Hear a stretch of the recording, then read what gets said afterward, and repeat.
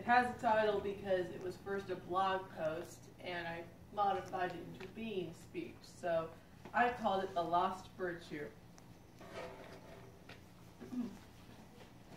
Virtue. It is a word that is very rarely used anymore, and the meaning of it has changed over the centuries. For such an important, prominent thing, it has gone out of fashion. I wanted to know exactly what it meant, so I'd use it correctly, and so I looked it up.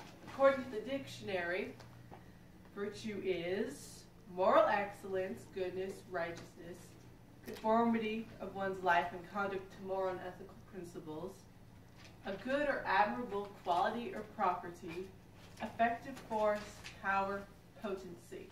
All this from dictionary.com. I love that website. As you can see, virtue is a noun and kind of a verb and adjective as well. It is a characteristic. Now the last one, effective force, power, potency, may be a bit confusing, but it means virtue as the strength of something. It is used that way because virtue was once seen as the strength of one's character. Is my personal guess. Now that we can find it, let's look at it. I have some questions. Why should we care about virtue? What does it look like in real life? And here's a big one.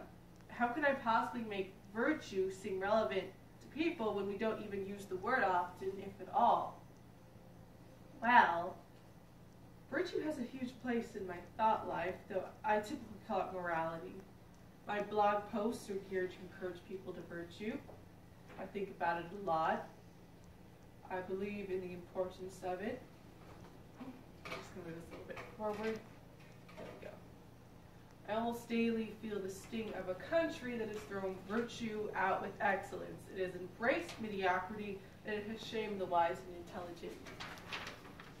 I say this because virtue used to almost always be used as synonymous with excellence, wisdom, devoutness, and courage. Does this sound familiar to anybody else?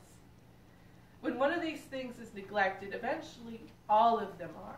The neglect leads to various evils. For instance, as an example, I'm going to say virtue is the heart of something, and as an example of that, I'm going to use Jane Austen's writings. Jane Austen stands as a threat to cheap and, well, I'll just say vulgarized romance stories, and those writers seem to have formed a committee to destroy her.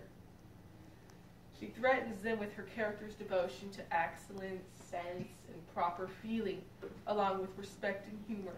These make up the heart of each of her stories, particularly the most well-known, Pride and Prejudice and Sense and Sensibility. She's not the only one.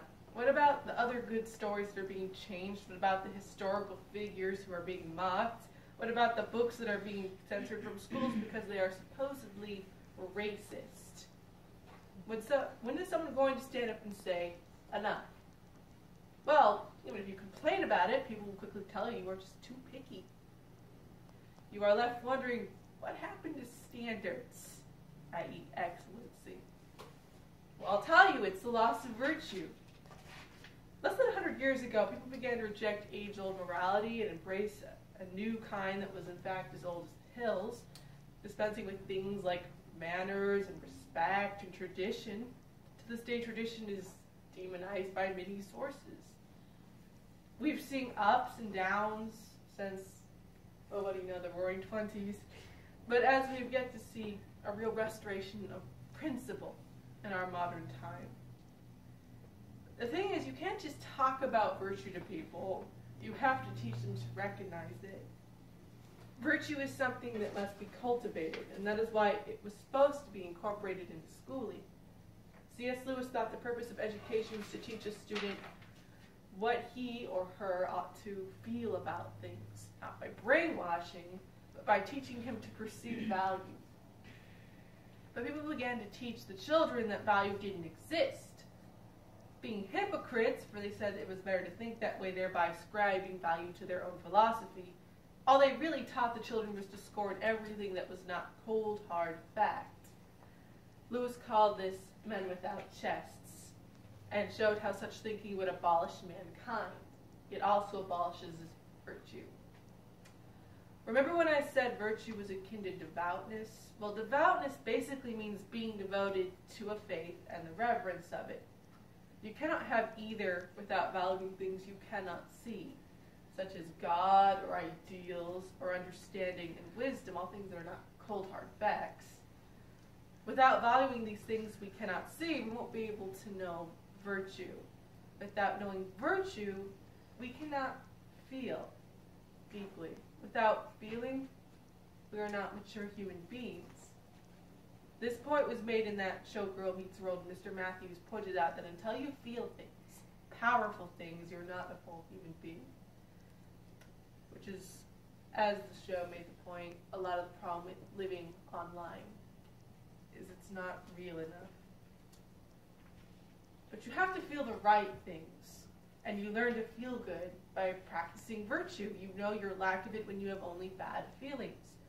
That is why apathy is plaguing our young people and our old people.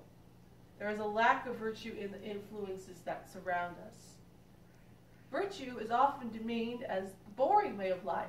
Being dishonest, to put it in a Shakespearean way, is portrayed as more fun. But if you study the culture at all, you'll see that that is a flat-out lie. Its true virtue is rarely exciting or fun, but it is the only wholesome, healthy conduit of excitement and fun. It used to be described as a holy ambition or a holy cause when someone had a goal or a mission to do something seems virtuous. You'll see this in Shakespeare quite a bit. But it had to be tried by virtue before it was approved. If it was not, it was foolishness to undertake any enterprise. If we go back scarcely 200 years, we'll see that our founding fathers were a highly virtuous generation. That is unquestionably why they were wise and courageous as well as able leaders. They believed virtue was the key to all good things and all happiness. I'm going to close with a quote. Health, learning, and virtue will ensure your happiness. They will give you a quiet conscience, private esteem, and public honor. Thomas Jefferson, right on the nose.